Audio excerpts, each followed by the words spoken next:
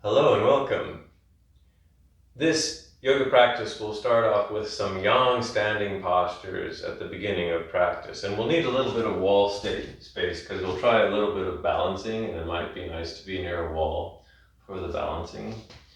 Otherwise, when we get into the yin sequence of postures, those will include a posture known as Cattail Pose, one called Dragonfly Pose, then Sleeping Swan Pose, and Dragon Pose. This sequence can be pretty challenging for a lot of us, so you can use any props that you need. I'm going to just suggest the standard like pillows and blankets, but if you feel you'll need to modify and maybe a bolster or blocker, books might be handy, then have those around as well. Again, you can use as many or as fewer props as you need for the yin sequence. And the tale that I will tell during class is the tale of the two drill sergeants and the yoga instructor.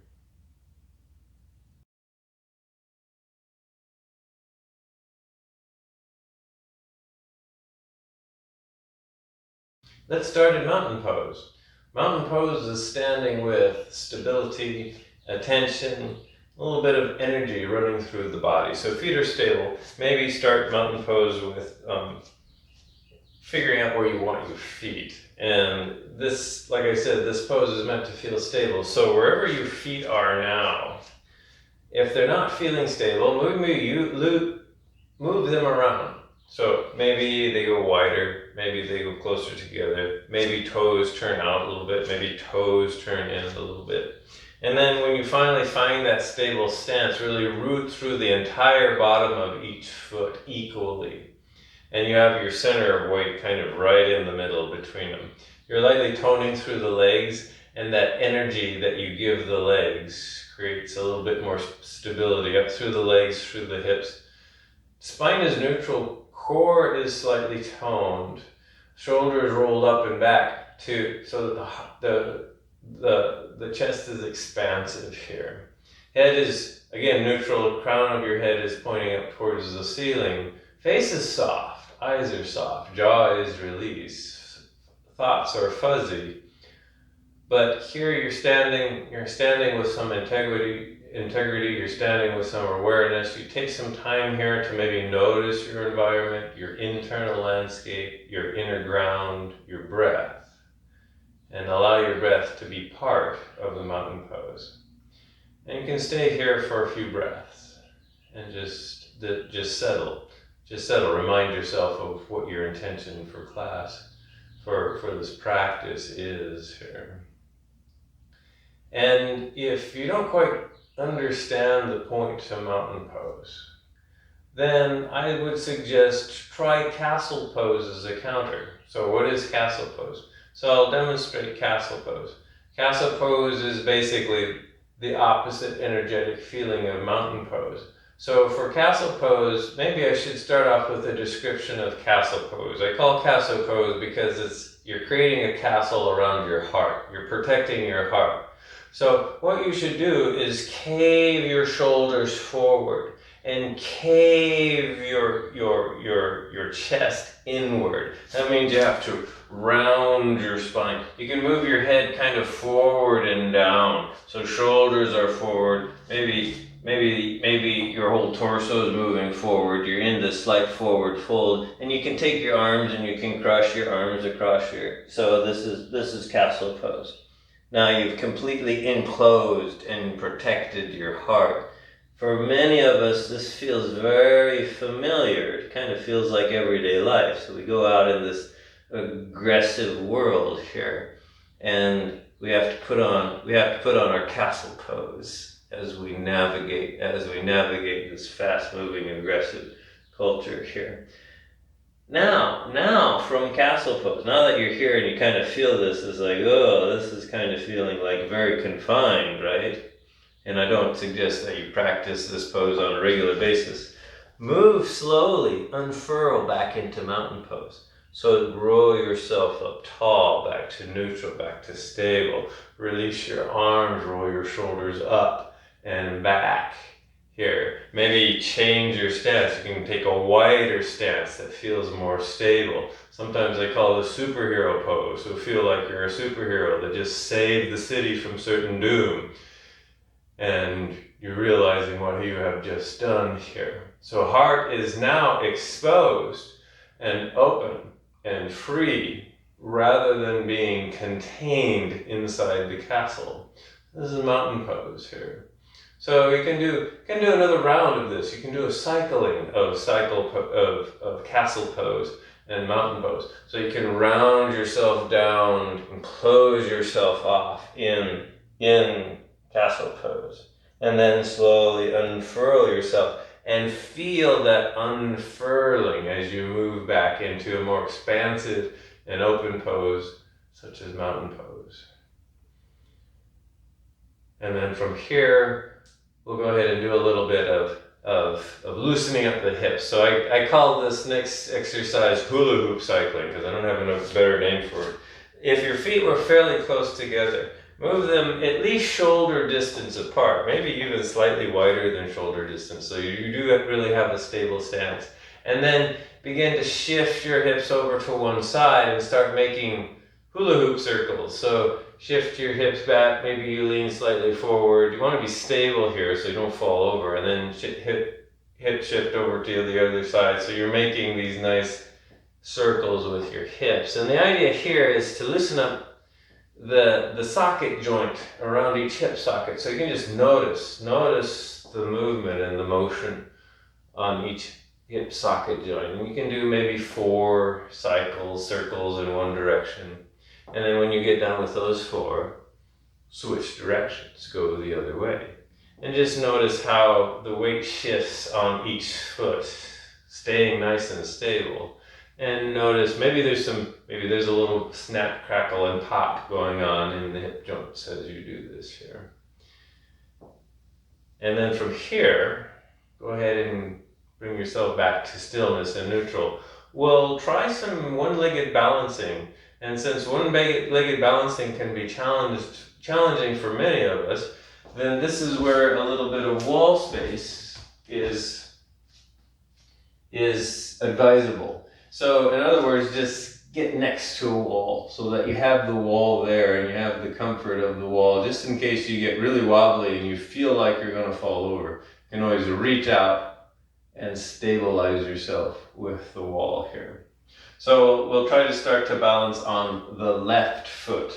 So root through the left foot. Maybe step onto something that's really, notice I've stepped off my squishy mat. And I'm on the hard floor now. I'm spreading my toes wide on my left foot, really rooting through the left foot, toning through the left leg to tell the left leg that I'm going to balance on it here. And then the right leg is going to lift up off the ground. Just lift the heel off the ground just a few inches here. And this is what I call stage number 1. You can stay right here and play with this. Turns out this is a very difficult balancing posture. The nice thing about it is if you need to put the heel down, it's not far from the ground here, so you can stay here. Maybe you want the wall here for a little bit of reassurance here. If you want to go deeper in this pose, stage number 2 is bend the right knee and just lift the right thigh up. You can stay here, or you can hold the left knee with your right knee with your right hand. Left hand can be on the wall, can be at your waist, or it can be at your side here. You can stay here. Don't forget to breathe, by the way. Stay here, or stage number 3 is reach in with your right hand. See if you can grab your right big toe. Can't do that, then go back to stage 2 or stage 1 here. Stage 4, for those of you who just have to show off, extend your leg forward as much as you can go. Maybe you can make it completely straight here. Again, hopefully you were breathing this whole time. One more breath, and then wherever you were at, very gently lower yourself back down to the ground here, and then we'll do the other side. Again, walls are nice to have for reassurance here. So now it's the right foot. So take some time to root through that right foot, tone through that right leg. Shift your weight onto the right leg. Stay here.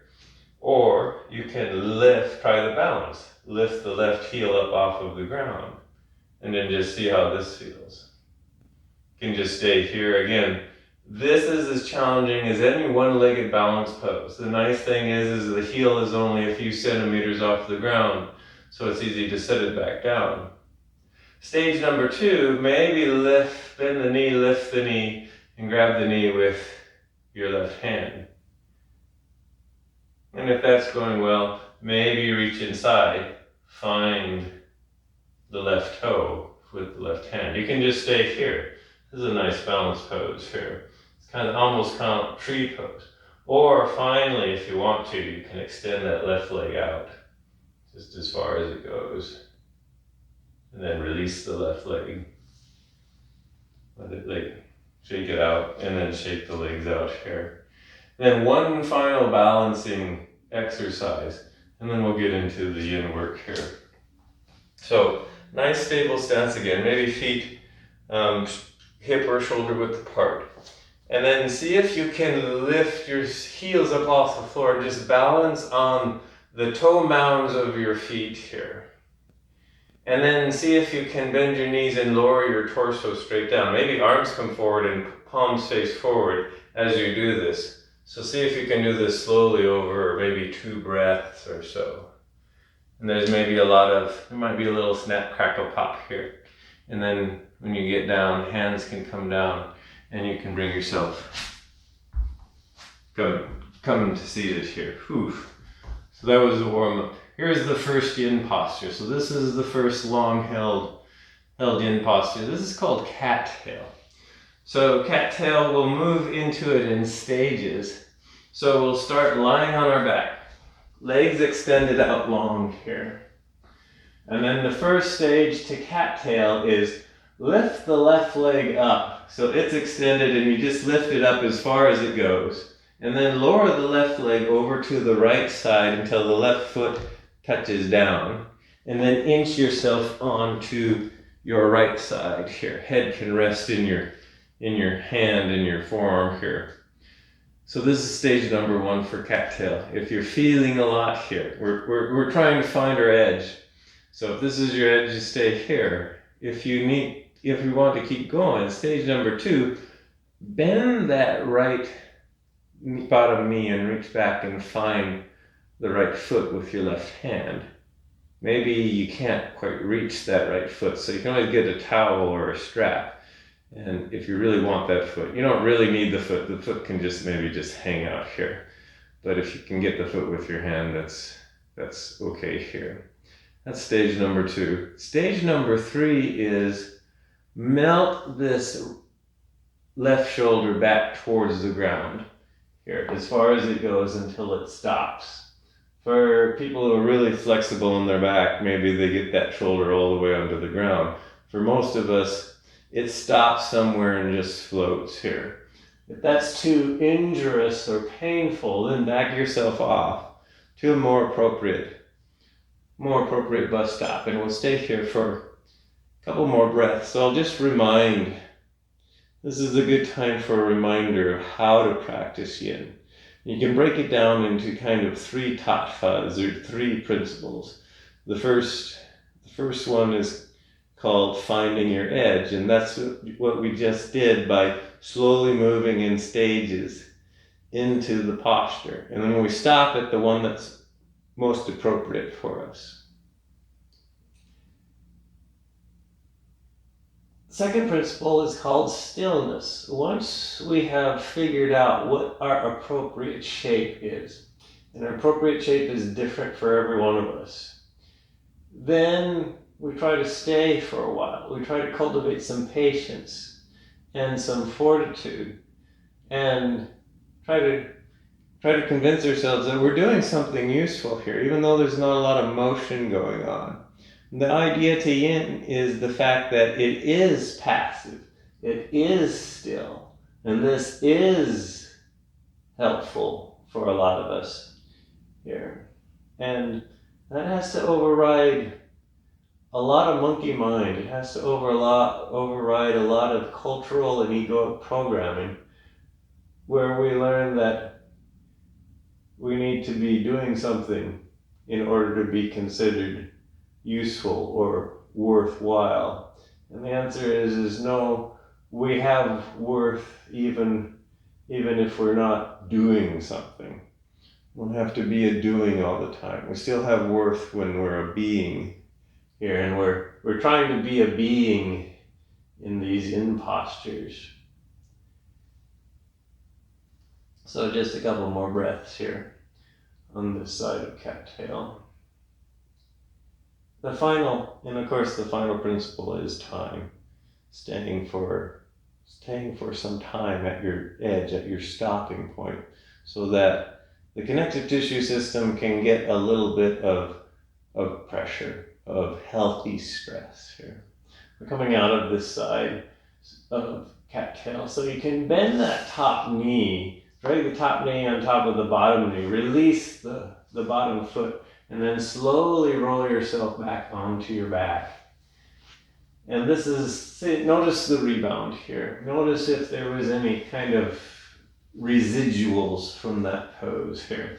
Counter pose for this is just bringing your knees gently into your chest here, as far as they go. That's, among other things, cattail's a back bend and a twist, and this lengthens the lumbar out, this movement here. And so this can actually feel pretty dramatic after 3 minutes of cattail. But we'll move into the other side of cattail here. So lengthen your legs out long. Now it's the other leg. So right leg raises as far as it goes, and then lower the right leg over to the left until the right foot's on the ground. Inch yourself onto your left side. And then this is stage number 1.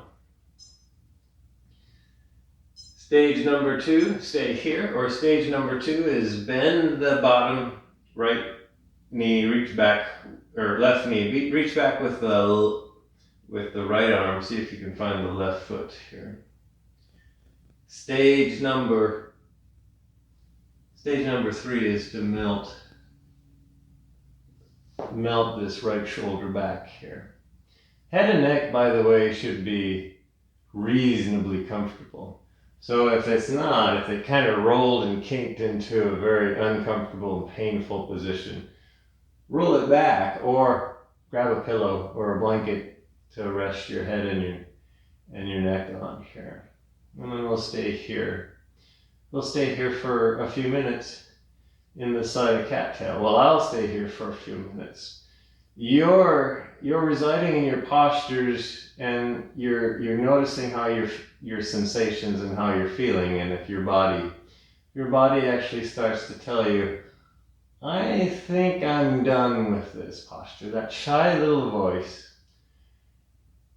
then maybe that is time to come out. It might be before I tell you to, and it's quite okay, because you're actually listening to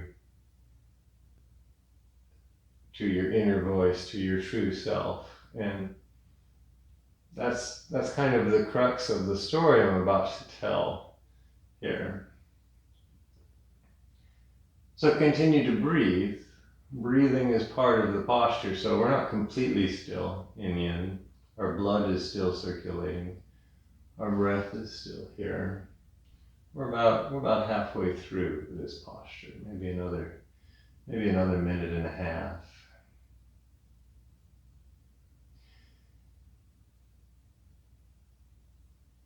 So it was years ago, when I was practicing yoga, I was running around to different group classes, and it was then that it was at some point, it was during this one particular class that I finally, I realized that when I was practicing yoga, I was actually being instructed by 3 entities.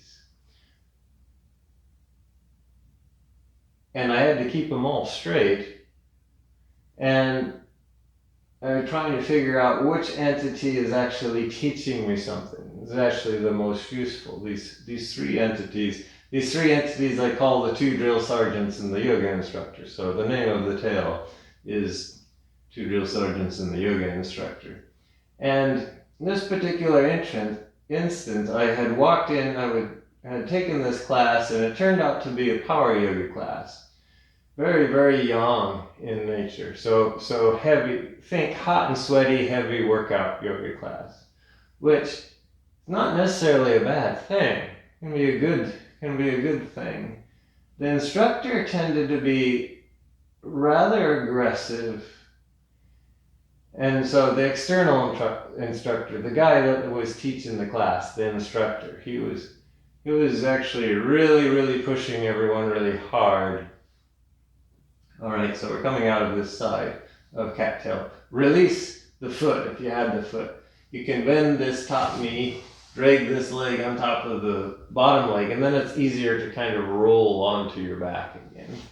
And then maybe stay here for a moment to just notice how that felt. You can draw your knees into your chest again, knees into chest pose. If you like this pose, you can rock slightly side to side here. Maybe any other kind of movement or wiggling to just kind of work out the kinks of Cattail Pose. Those were kind of the easier postures here. It kind of gets a little bit more intense from here. The next posture is Dragonfly Pose. Bring yourself up to sitting. Dragonfly Pose is basically a wide-legged forward fold. And for some of us that have really a lot of tightness in our back body and our legs, maybe sitting up on some height. Today I'm going to just sit up on a blanket, but you can sit up on some blocks or a bolster, however much height you need. And this is where you might need extra props underneath your knees too. So legs start out extended, and then you bring them out wide to either side as far as they go here. Notice I'm kind of rearranging my seat. I'm trying to get my pelvic bone straight up and down so that I can hinge it forward here. It's kind of good for the low back. You can do that here. Knees can be bent. The angle can be whatever angle. So the angle is your stopping point. So our angle of the legs are going to vary widely. A professional dancer or gymnast can probably do the splits here. So don't worry too much about the angle. You're going to your angle here. Now, if this is pretty intense, you can actually just stay here with a nice straight spine. But the next point to Dragonfly is the forward fold. So go ahead and begin to hinge forward and then release your torso. Let it round. So you're relaxing the muscles in your torso here in Dragonfly. And then you stay here. Wherever you stop, that's where you stop. So that's your stopping point, that's your edge. Now, if it's painful, then you should have stopped a little bit before that. If you're hanging in midair and that's painful, this is where you find stuff, props to put underneath you. So maybe some bolsters or a pile of pillows so that you can just rest down onto this pile here. Maybe your head and neck don't like to hang, so maybe something underneath your head. Here, all kinds of modifications you can make to stay here. Some of us, maybe we're fine just hanging here in midair. So the idea is there's probably a lot of intensity running through the legs for many of us, but we're trying to soften and relax the muscles. So we're noticing the intensity. And one cue that we like to give is send your breath there. So you kind of use this visualization of breathing into that tightness to help coax the muscles to stay soft. And maybe you can soften the edges on that sensation. So we'll stay here for a couple more minutes in Dragonfly. So back to the power yoga class that I was in. And I was doing my best in the power yoga class. And working hard. The external instructor, I'm going to refer to him as the first drill sergeant, because he was the kind of instructor that was more of a coach or a trainer, who was going around and telling everybody that they had better just, they had, do their best, but eventually you got to do it a certain way, and you better do it his way, and you better do it for as long as he wants you to do it. Otherwise, his body language and his tone of voice basically was saying, if you don't do it my way, you're doing it wrong. And he was what I called a wandering pontificator. It's kind of a phrase I made up myself. It's for these instructors that wander around the room and talk about great things while they're wandering around the room. I guess that's entertaining. I guess in a way I'm a pontificating instructor in that I tend to talk about stuff, except I'm not wandering around. I'm kind of staying here on my mat. Well, he was a wandering pontificator. And so he would go around and tell you how great he was and how great this practice was. And he would also be coaching us, like, go harder, go deeper, push, push, push, push. And he would like to visit. He would like to visit each person in class, I guess a little bit of personal attention. So I'd go over to each person and he'd coach him. I'd cheerlead him on for a little bit. He'd coach him here. Just a couple more breaths here in Dragonfly. So again, and I'm referring to him, he's the first drill sergeant. Because for some of us, we don't need any more pushing than we already push ourselves here. And so, yeah, maybe for some of us, we need that little bit of motivation. Sometimes it's too much here. When you're ready, slowly bring yourself all the way up. Ho, ho, ho. Maybe you need to work out the kinks from that forward fold. So maybe some twists or a gentle back bend. Maybe some of us are kind of really done with the hip opener here. So you can drag one leg in at a time, drag the other leg in here, can extend them out, maybe point and flex the toes a few times, and then just maybe wiggle the legs around, kind of work out, get the blood circulation back into the legs here. The next yin posture will be a posture known as sleeping swan. It's a hip opener. This sleeping swan is the yin name for pigeon pose.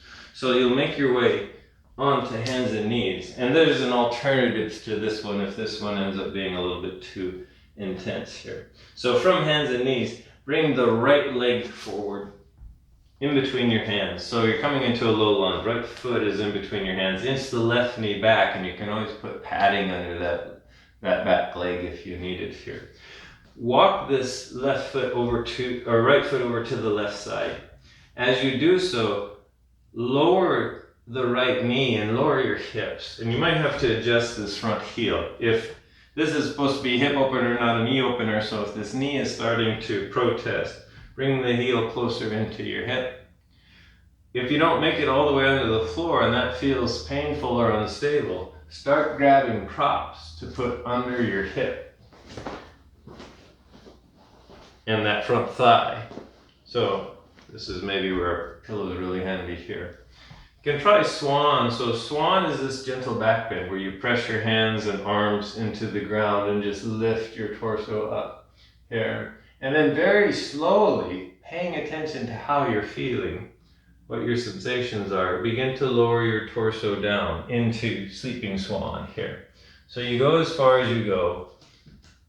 Maybe you're up on straight arms. Maybe you get down on forearms. Maybe you make it all the way down onto the floor. But you stop at an appropriate place here. For some of us, this is maybe just too painful, sleeping swan. So you can try a different kind of hip opener known as eye of the needle. So you come out of swan slowly, make your way onto your back. Start with both knees bent, feet on the floor. Put the right ankle on the left top of the left thigh. Right knee is bent and out wide. For some of us, this might be enough of a hip opener, so you stay here.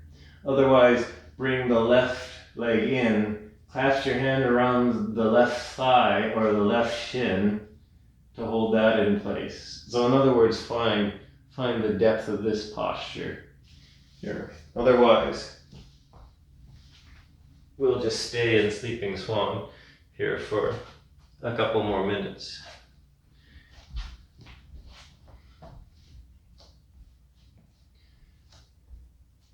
So I can remember that it was late in the class. It was maybe a class that was probably an hour and 15 minutes long, and it was an hour in the class, and I was doing pretty good. I thought I was surviving the class, and the instructor, the first drill sergeant, if you will, he was having us do deep core work. Can't remember the nature of the posture he was doing, but he was having us do a pretty intense posture, holding it for a really long time, and it was finally time for him to come around to me and start coaching me. So I was there, and I was trying hard. I was at my extreme edge. In fact, I was a little bit beyond my extreme edge. I was a little bit in pain here. But I was trying to do what he wanted me to do, and he was getting there, and he was like egging me on. It's like, yeah, go, push, go deeper. He seemed like I wasn't going as deeply as he wanted me to do, like I wasn't doing it correctly or whatever. And so he's right there, a few inches from my face, kind of just like yelling at me to just go, deep, push, force. And I kind of wanted to comply with him because I don't know how familiar you are with Ayurveda, which is kind of the medical branch of traditional yoga. But they break down constitutions, both physical and mental and emotional, into these three categories: Vata, Kapha, and Pitta. Well, mentally speaking, I'm a Pitta. You don't have to know what Pitta means because there's not going to be a quiz about it. But what Pitta means is the imbalances of a Pitta mentality means the person is an A-type person. They can get, and what goes along with that is they can actually get pretty competitive and aggressive.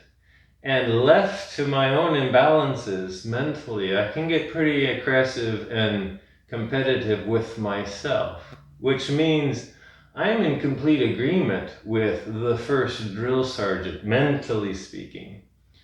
This is what I call the second drill sergeant. So right now, the external yoga instructor is the first drill sergeant.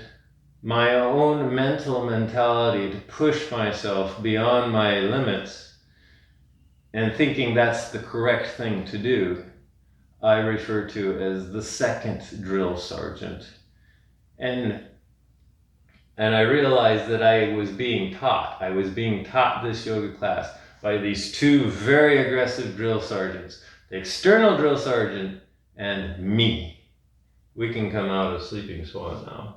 If you want to, slowly come up to Swan Pose. And then maybe you can want to come out of this through Downward Facing Dog or through Cat and Cow, or just however you can figure out how to get out of it. Legs probably want to be extended. I'm going to recommend Wide-Legged Child's Pose, which I call Warrior 4 Pose, just as a slight counter here. Maybe take a rest here for a moment. Couple of breaths or so, just to recover here. And then we're going to move into the other side of Sleeping Swan here, or Eye of the Needle. If you found Eye of the Needle to be much more useful, you can try that. So back to hands and knees. And then now the left foot, the other foot comes up in between the hands. It's the other leg back here. And then start walking that left foot over to the right side. Slowly lower the left knee and adjust this heel for taste. By the way, for those of you who are really flexible and you're wanting more intensity, the heel goes forward instead of back. But for most of us, maybe the heel has to go back a little bit to keep this knee safe here. And then settle down here, maybe swan for a moment. And then slowly bring yourself over into Sleeping Swan. And we'll stay here now for a few more minutes. Find your edge. Notice your breath. after a while, maybe you have to change your edge. Maybe you have to make a modification.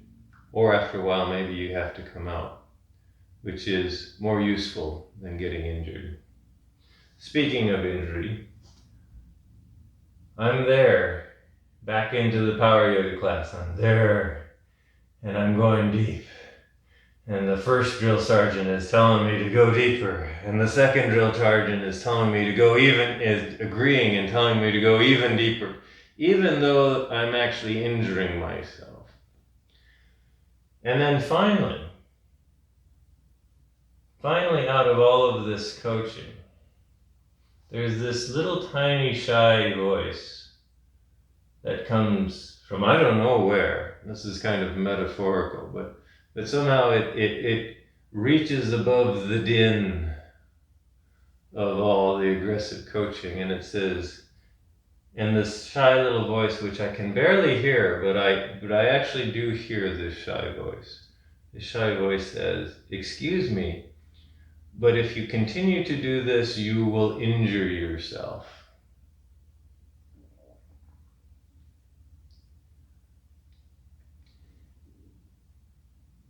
And it stopped me cold,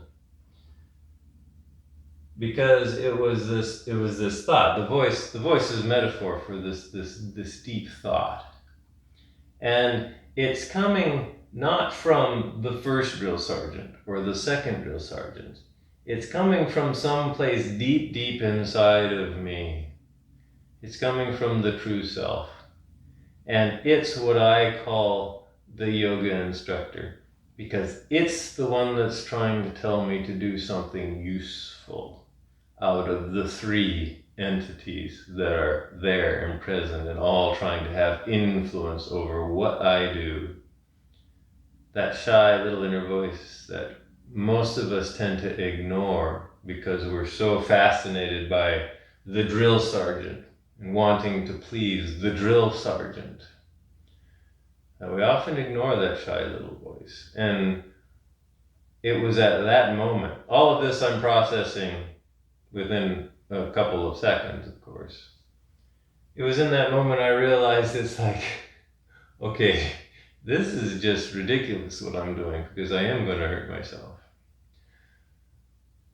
So when I finally listened to that quiet little voice, I came completely out of my posture. I can't even remember what I was doing. And I just started to shake myself out, because I thought, okay, this is... And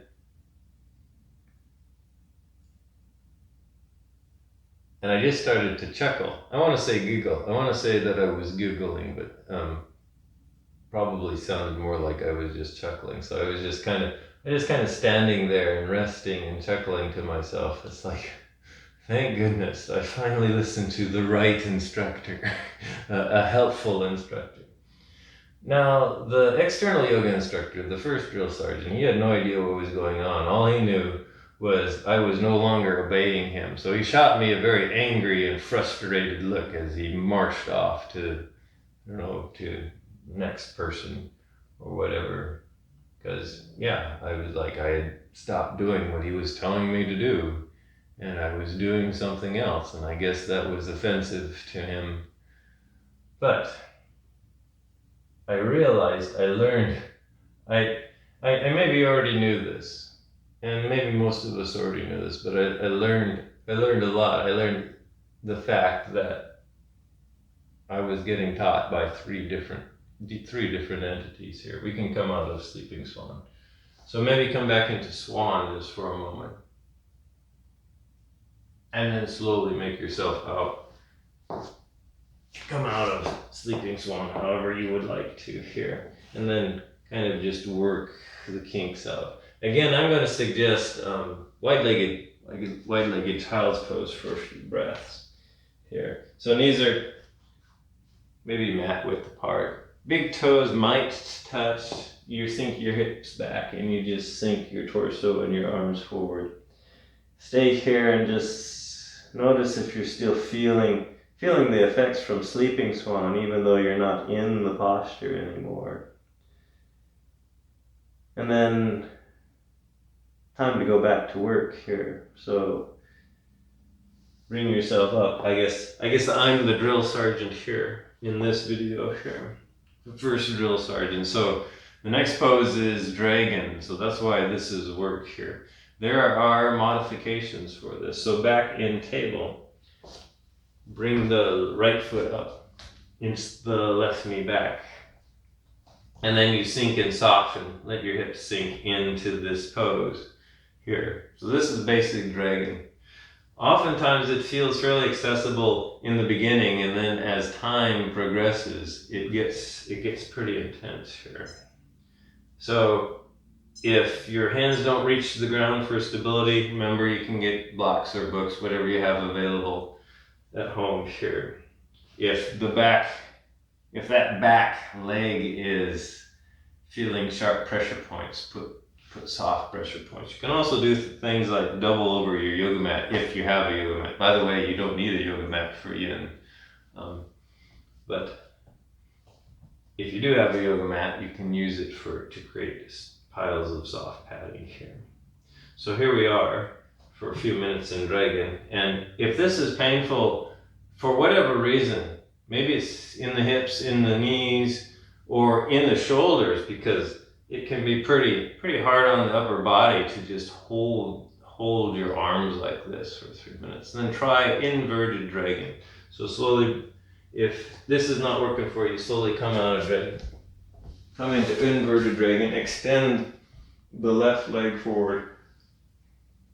Bring the right knee in towards your chest, just give it a hug, and maybe this feels good, so you stay here. Next stage of inverted dragon is grab the shin and point the bottom of the foot up towards the ceiling, and the outside of your knee kind of sinks on the outside of your right rib cage here. And if you can reach the bottom of your foot, you can clasp the bottom of your foot. This is also known as half happy baby pose here. So find your version of that pose. Otherwise, if dragon is intense but not injurious, maybe stay here for another minute and a half or so. Again, breath is useful. Getting in touch with your sensations is useful. And that includes your mental and emotional state. You take kind of a holistic approach to yoga. And that gets you in touch with that shy little voice that I was referring to of the three entities. So yeah. So whenever you are in kind of a place where you're being taught by an external yoga instructor, sometimes that external yoga instructor can, they're trying to motivate you. They're trying to get you to be the best version of you. And so they think the way to do that is to really push you. And that's and I call that kind of the drill sergeant effect, because for some people that's a really good idea for them to do. For some people, personality-wise, like me, I'm already going to push myself way beyond where I should. And so I don't need help from another person here. And there's a lot of people that have similar personalities than I do. And so I don't need the external drill sergeant, because I already got a drill sergeant right here that's pushing to a limit here. And we instructors have to kind of remember that. It's like, a lot of people are going to go to a fairly decent edge already without any help from us here. And it's hard to manage. It's hard to manage in class, because in class you are getting taught by three entities. You're getting taught by an external yoga instructor.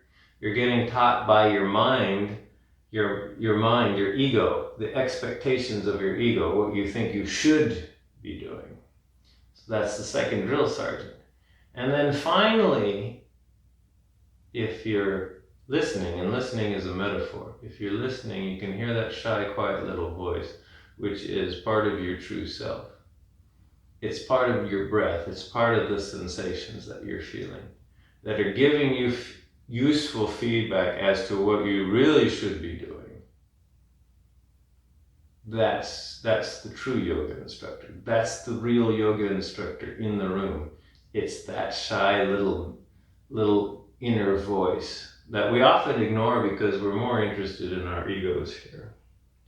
So slowly come out of this side of dragon. So the counter pose to this, if you did dragon, or even if you did upside down dragon, you can shift your hips back into what I call half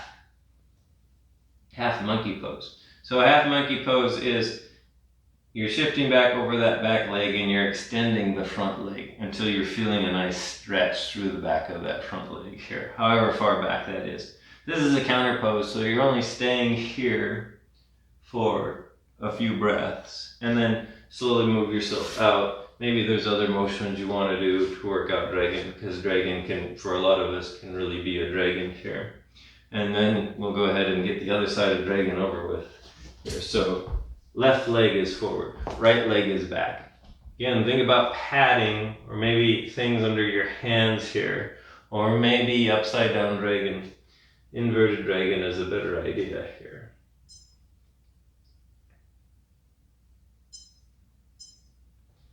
So maybe for this final long, intense yin posture, see if you can tap into that shy little voice, that true self, the true yoga instructor, through your breath, through the sensations and the feelings that you're experiencing right now, and let them guide you as to what kind of a shape that you need to make. Or maybe no shape at all, maybe you need to rest here. So in other words, let that guide you into either doing this dragon or some other modified form of dragon here, rather than the first drill sergeant, which is me, influence you. The second drill sergeant, which is your egoic expectations, your in the yoga world, it's also known as the monkey mind.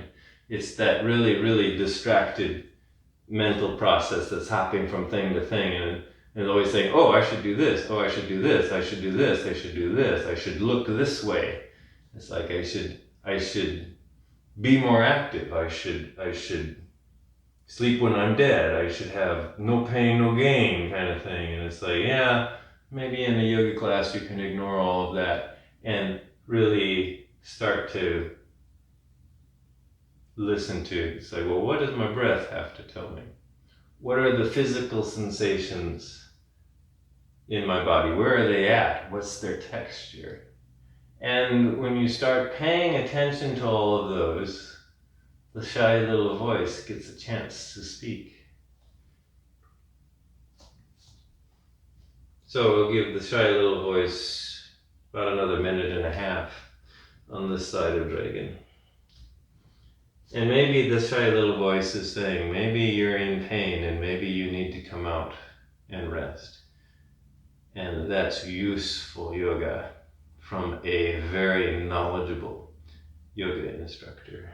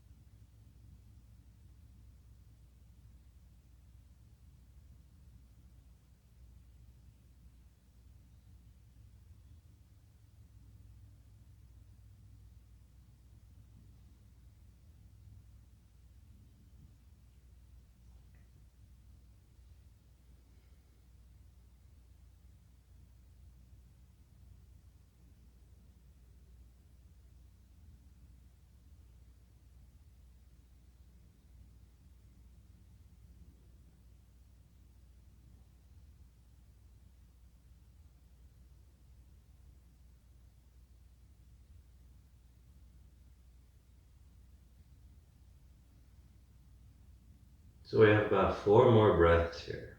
If you were hoping I was going to say come out of the posture, then maybe that's your tiny little voice telling you to come out of the posture here. Otherwise, maybe focus on these last couple of breaths.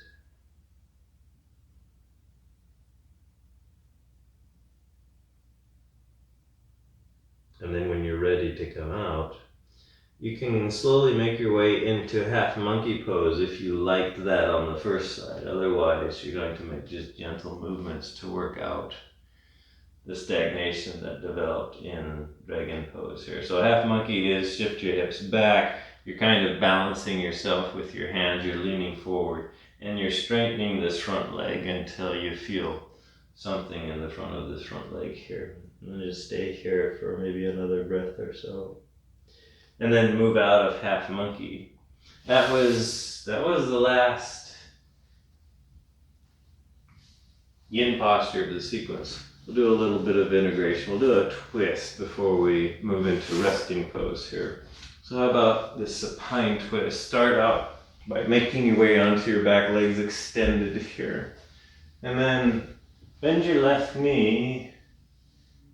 Kind of bring that left thigh up towards your torso here. And then we'll move the left knee over to the right. So you can take your right hand and guide that left knee. Maybe you can shift your hips over to the left a little bit. And the left knee kind of folds over the right knee. So you're stacking the left hip on top of the right. Left shoulder's trying to ooze back towards the ground so that you are in a twist here. And then head and neck can stay neutral. Or if it feels okay with your head and your neck, you can turn away from the knee here. And just a couple more breaths in this twist. Knee can float, although some of you'll get the knee to the ground. When you're ready, bring that knee back up to center. Bring yourself back to neutral.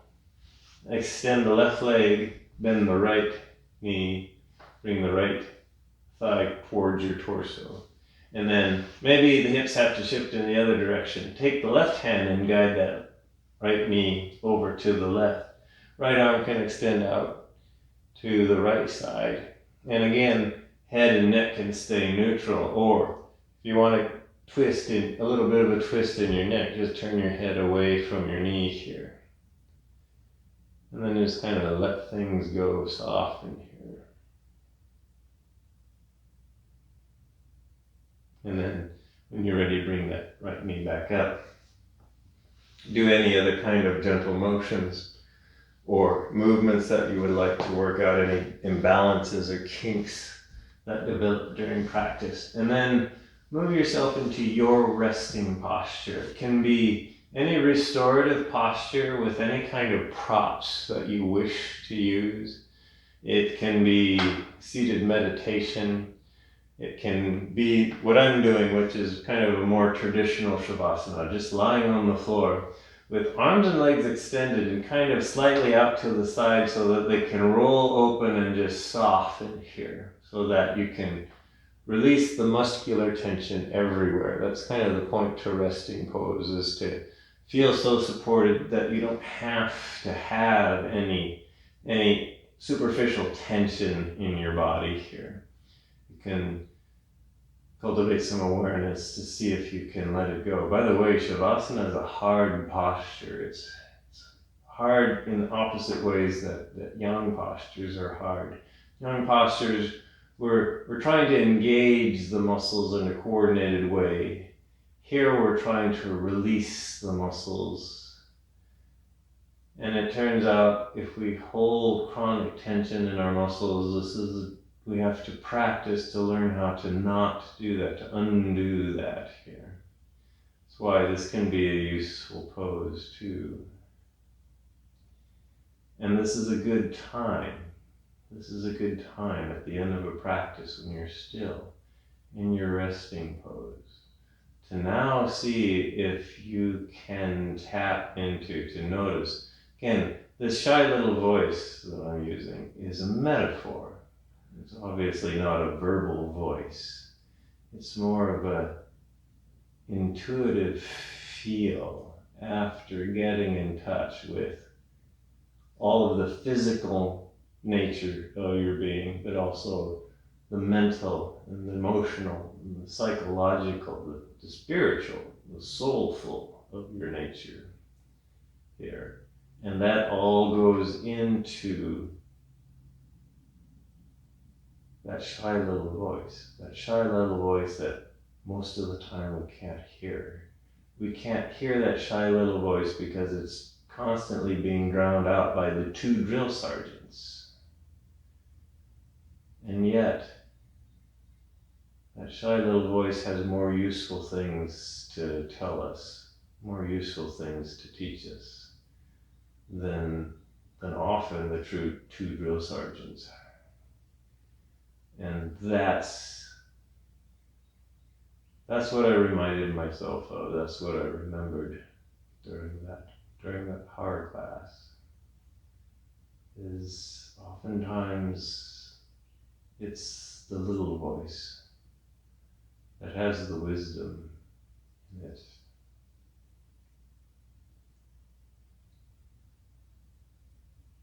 Continue to watch your breath.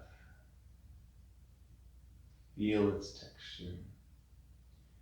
Maybe soften your feet and your toes, your shins and your knees, the fronts of your thighs, the backs of your glutes, hips, the pelvis, the low abdomen up through your mid-torso. Soften the lower ribs and the middle ribs and the upper ribs, heart space, and the upper torso, your shoulders, your arms, your hands, your fingers, your fingertips. Maybe notice that tiny little voice of tingling energy in the tip of each finger. Both hands, your left hand, your right hand.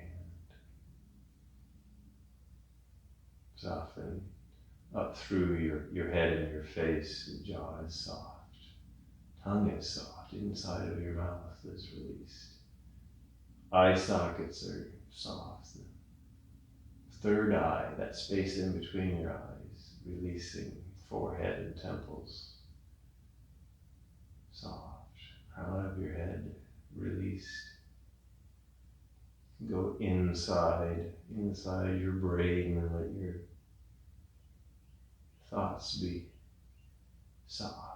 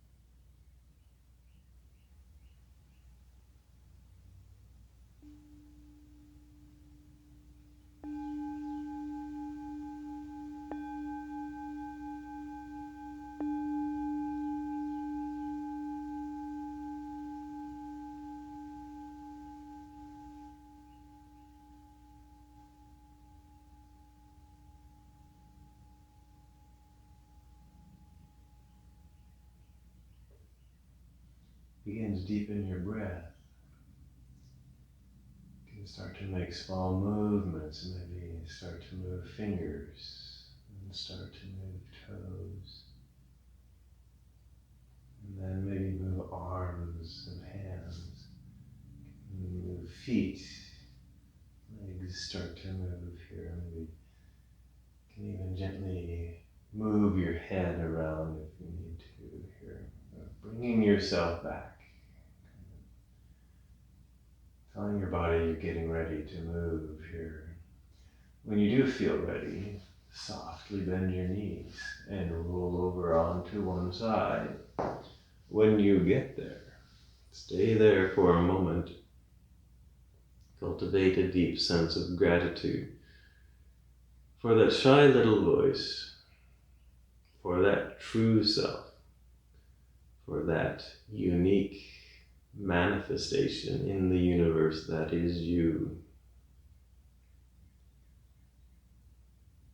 And then when you're ready, bring yourself up into a comfortable seat.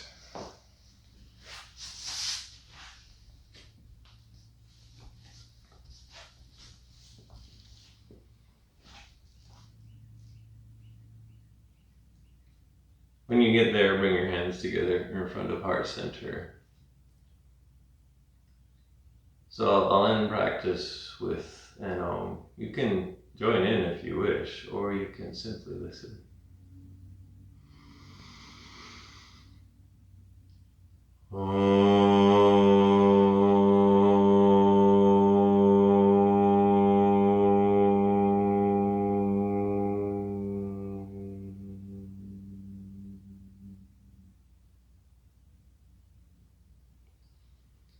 The universe is ecstatically joyful that you are here.